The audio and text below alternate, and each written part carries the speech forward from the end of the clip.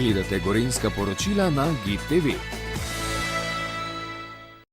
Mestna knjižnica Kranj sledi svojemu poslanstvu. Tako je včeraj prostore otroškega oddelka okrasila z novimi razstavnimi eksponati.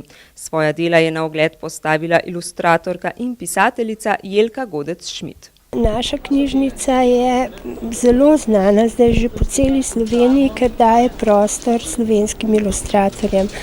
Ilustratorji so nekako odrinjeni na rob in zelo težko pridejo do razstavnega prostora.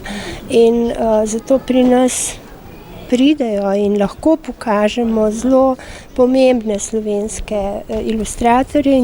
V sam vrh vsekakor sodi tudi Jelka Godec-Schmidt, ki trenutno v knjižnici razstavlja svoje ilustracije za različne Grimmove pravljice.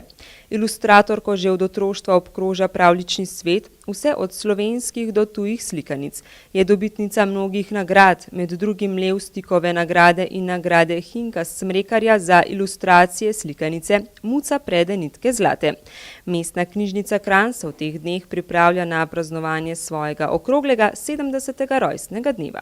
Knjižničarstvo v Kranju se je začelo že leta 1863, ampak je seveda potem bilo bolj ali manj aktivno v okviru različnih društev in taka prava knjižnica z res močnim knjižničnim fondom in z rednim financiranjem je pa res šele 47. leta.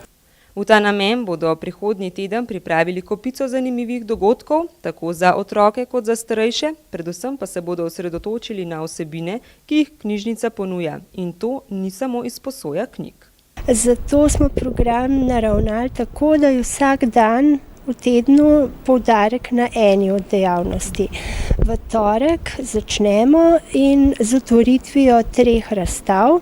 Fotografske razstave, razstave knjižnih dragocenosti in zgodovine kranjskega knjižničarstva. V sredo se bodo posvetili pravljicam in glasbi. Z boki boste lahko pomigali na 2 koncertih, Glasbene šole Kranj in Gimnazije Kranj. Dopoldan in zgodaj popoldne bomo imeli zelo različne pravljice, take v angleščini, Kamiši baj, pravljice z jogo, skratka pravljice malo drugače. Zvečer pa pride na vrsto pravljica za odrasle. To je zdaj kar zelo popularna zadeva in pri nas bo zdaj prvič. V četrtek bodo prikazali, kako knjižnica spodbuja napredne tehnologije. Imeli bomo virtualni studio, to je, da si bomo lažje predstavljali, to je studio, kot ga imajo na televiziji za napovedovanje vremena, ko se za hrbtom kaže zemljevid, ne. Tako da bo ves dan bo to postavljeno in se bodo ljudje lahko preizkusili v uporabi studia. Na delavnicah se boste lahko preizkusili tudi v modeliranju s 3D tiskalnikom. Praznovanje bodo sklenili v soboto, ko bodo pred kranjsko knjižnico nastopile folklorne, glasbene in plesne skupine ter kulturna društva občin naših krajevnih knjižnic.